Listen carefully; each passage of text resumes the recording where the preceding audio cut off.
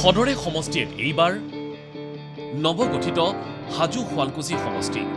খুৰা আপুনি অকণমান কওকচোন কিমান বছৰ ভোট দিলে? মই একো নকওঁ। আমি সৰুৰ পৰা একো নাই। ঐ আগত কম কিয় নকাম আগত কম। ঠিক আছে, ক্ষোভ আছে খং আছে খুৰা, ভোটাৰ হিচাপে কৈছোঁ আপোনালোকে চৰকাৰী সা সুবিধাবোৰ পালে নে নকলে?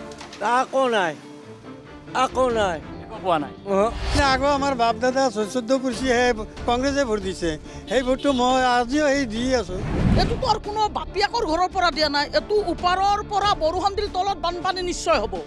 এইটো চৰকাৰ যোন চৰকাৰে নহওক ঘৰ দিব লাগে, ৰাস্তা দিব লাগে, অমুক দিব লাগে, এইটো এটা নিয়ম আছে। যোন আছিল বাইদেউ আমাৰ এইখনতো একো নকয়, নাহিলেও কোনোদিন যি ইলেকশ্যন খেলি গ'ল তেতিয়া দেখিছিলোঁ, তাৰপৰা দেখাই নাপালে নাহিলে আৰু। আমি বিচাৰিছোঁ যাতে আমি গোটেই ৰাইজে হিন্দু মুছলিম কোনো ভেদাভেদ নোহোৱাকৈ সকলোৱে এক হৈ জীয়াই থাকিব পাৰোঁ। প্ৰকাশ দাস তেওঁ মানে নিশ্চয় চবেই জানে হাজো সমষ্টিৰ ভিতৰত তেওঁকে দিলে আমি ভাবোঁ বহুত সমস্যা সমাধান হ'ব বুলি ভাবোঁ। আমি আৰু বিজেপি ভোট নেতাওঁ বিজেপি ভোট নিদিয়ে?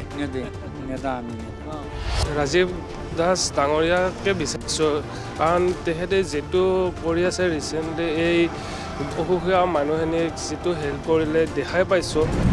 এই 5 বছৰত আমাৰ বাথানত এটা শিলগুটি দিব পাৰি চৰকাৰখনে।